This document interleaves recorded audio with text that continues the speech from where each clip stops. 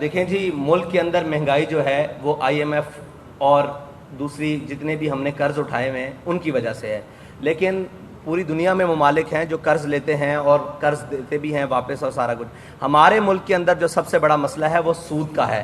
جو ہم نے قرض اٹھائے ہیں وہ سود کی بنیاد پر ہیں. اور ابھی کل پرسوں مفتاح اسماعیل صاحب کا ایک بیان تھا کہ IMF ہم سے راضی نہیں ہے. بھائی یہ ملک لا الہ الا اللہ محمد رسول اللہ کی بنیاد پر بنا ہے. آپ پہلے کسی سے جا کر پوچھو کہ کیا اللہ اور اس کے رسول آپ سے راضی ہیں جو آپ اس کے اندر چلا رہے ہو سود. 70 سال سے سود چلا رہے ہو. اور یہ ملک کے اندر مین مہنگائی کی وجہ سود ہے اور اشرافیہ کی عیاشیاں ہیں. اگر ان دونوں کو بیک وقت ختم کر دیا جائے تو یہ ملک آسانی سے اس کا عام طبقہ اور متوسط طبقہ اور غریب طبقہ اپنی ضروریات اشیاء کو بہت آسانی سے اپروچ کر سکتا ہے.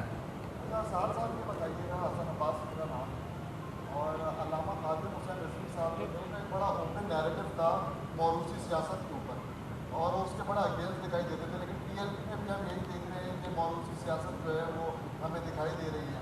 تو اس پہ کیا آپ کو تنقید کا بھی سامنا کرنا پڑ رہا ہے اور کیا آپ لوگوں کا پارٹی اسٹرکچر ہے، کس طریقے سے آپ اپنی جماعت کو منظم کریں گے اور کیا آپ کا with in party electoral system ہے؟ کیا TLP میں بھی موروثی سیاست چلتی رہے گی یا آپ کے بعد ہم کسی اور کو بھی دیکھیں گے؟ نہیں جی، TLP میں موروثی سیاست نہیں رہے گی. اگر کوئی اچھا آدمی مجھ سے اچھا وزیر اعظم کا PM کا کینڈیڈیٹ ہوا انشاءاللہ سعد رضوی اس کو خود سپورٹ کرے گا. دوسری بات یہ ہے کہ میں اس سوالات کی زد میں جیل جانے سے پہلے تک تھا جیسا آپ نے سوال کیا موروثی سیاست.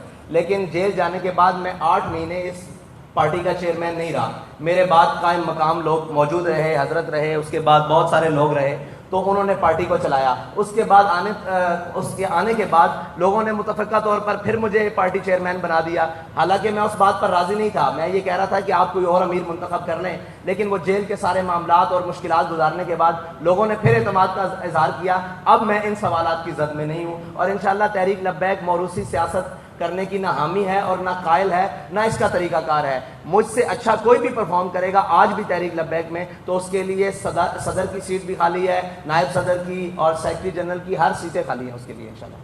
جناب کا جو الیکشن اس کے حوالے سے جو بھی نتائج ہوں گے اس سے قبول کریں گے یا کیا نظر آئے؟ دیکھیں جی، نتائج اگر پری پلان ریگنگ سٹارٹ ہو گئی ہے تو آپ کو بھی معلوم ہے کہ مجھے بھی معلوم ہے نتائج کیا ہو سکتے ہیں. اگر فرق زمین اور آسمان کا رکھ دیا گیا تو پھر تو نتائج نہیں. ہم ایک انتخابی عمل کے اندر جا رہے ہیں. اگر ہمیں واضح نظر آ گیا کہ یہاں دھاندلی ہوئی ہے، یہاں دھند پڑ گئی، RTS سسٹم بیٹھ گیا ہے تو پھر تو ہم اس کو قبول نہیں کریں گے. اگر ویسے کوئی بات ہے تو انشاءاللہ اس نتائج کو پہلے بھی قبول کیا اور اب بھی قبول کریں گے. 249 میں بھی آپ کے سامنے قبول کیے.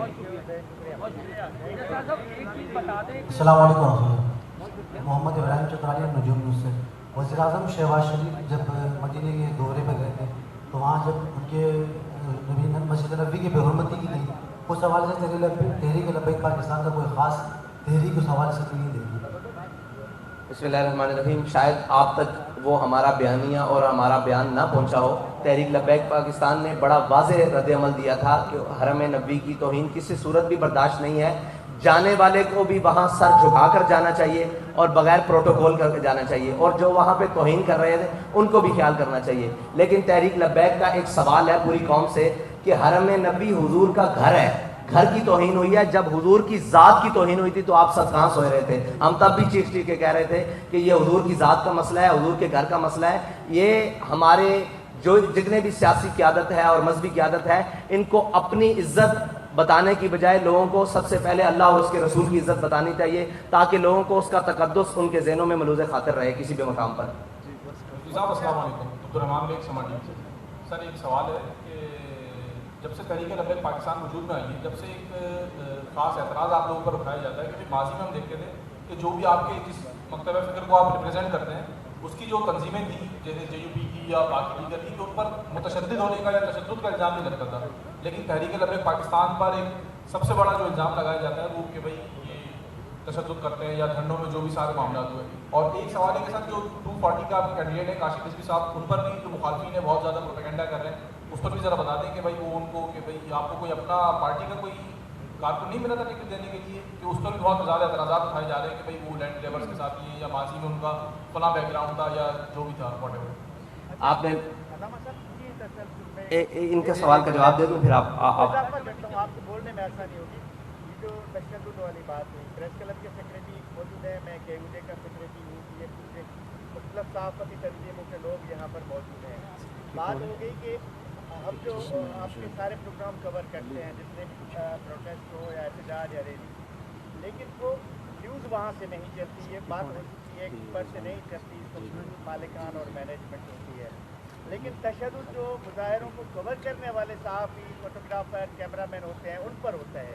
इसको ज़रा अपने कारकुनों को कह दें कि कम अज़ कम जो आपके साथ खड़े होते हैं सहाफ़ी, उनका ज़रूर ख्याल रखा जाए, उनको तशद्दुद का निशाना न बनाया जाए। देखें, हमारे साथ कोई सहाफ़ी खड़े हैं तो वेल एंड गुड, नहीं भी खड़े तो वेल एंड गुड। जो भी सहाफ़ी है उनका एहतराम करना चाहिए। हमारे कारकुनान हो, कोई भी किसी भी पार्टी का कारकुन हो, उसको एहतराम करना चाहिए। सहाफ़ी का एहतराम है वो, इंशाल्लाह उनके साथ किसी भी दूसरी तरह की बात नहीं करनी चाहिए। आपका काम है कवर करना, वो कवर करें, अच्छी चीज़ को करें, बुरी चीज़ को, ये उनका अपना अमल है। दूसरी, आपने सवाल किया कि तशद्दुद, तहरीक लब्बैक पाकिस्तान के किसी एक धरने में, किसी एक मामले में, पूरे पाकिस्तान के जब वज़ीर इत्तलात थे ये फवाद चौधरी साहब, इनको पूरे पाकिस्तान में एक केलों की रेडी के अलावा कोई चीज़ नहीं मिली थी जो मीडिया पर दिखा सकें।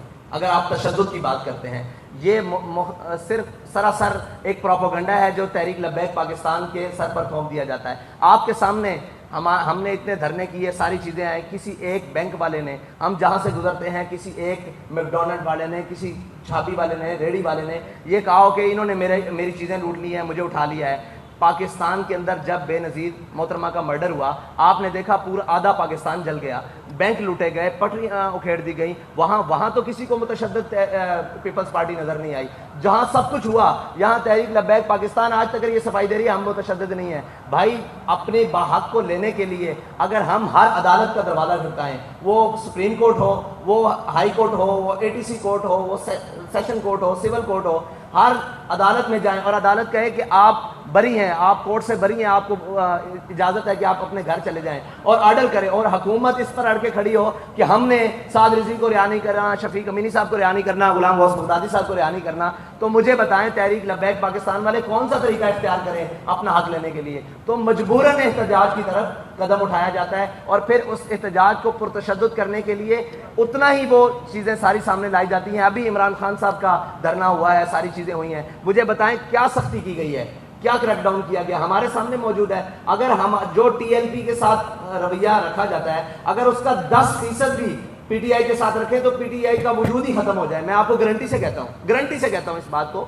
ये बात नहीं है, तशद्दुद तब बढ़ता है जब एक आदमी, हमें भी हक हासिल है अगर PTI को इस्लामाबाद जाके मार्च, धरना या कोई भी काम करने का हक हासिल है, इसी तरीके से TLP भी पाकिस्तान के इलेक्शन कमीशन में रजिस्टर्ड जमात है, उसको भी हक हासिल है कि वो कहीं भी धरना दे सकती है, एहतजाज कर सकती है, लॉन्ग मार्च कर सकती है। लेकिन हमारी राह में तो खंदकें खोदी जाती हैं भाई, हमारी राह में तो पुल तोड़ दिए जाते हैं। तो आप हमें मुतशद्दिद कह रहे हैं, हम मुतशद्दिद हरगिज़ नहीं है। जब किसी भी मॉब को रोकने के लिए या उसको डिस्पर्स करने के लिए गोलियां चलाई जाएं और जनाब शहीद किए जाएं और खून बिखेरा जाए, तो फिर आपको पता है कि खून देखने के बाद तो हर एक का एक जो जज्बा है और जो हालत है वो कैफियत आप से बाहर हो जाती है। फिर भी हमारे हाथ से किसी भी रियासती शख्स और रियासती मशीनरी को नुकसान नहीं पहुंचा, इसकी भी आप रिपोर्ट अपने इदारों से ले सकते हैं। और दूसरा सवाल क्या था आपका?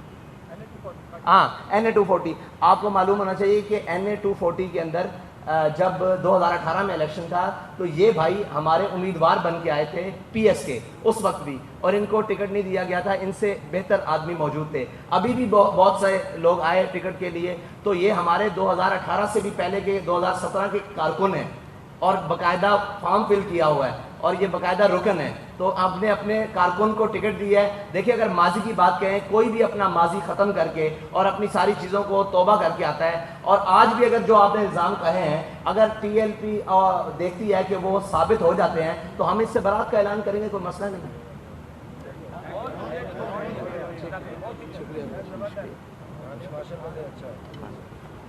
तमाम सहाफ़ी हज़रात, आप सबका तशरीफ़ लाने का बहुत शुक्रिया। आप सब अहबाब का तशरीफ़ लाने का बहुत शुक्रिया, और उम्मीद है आइंदा भी इंशाअल्लाह यार जिंदा सोहबत बाकी इंशाअल्लाह। बहुत शुक्रिया। अस्सलाम वालेकुम।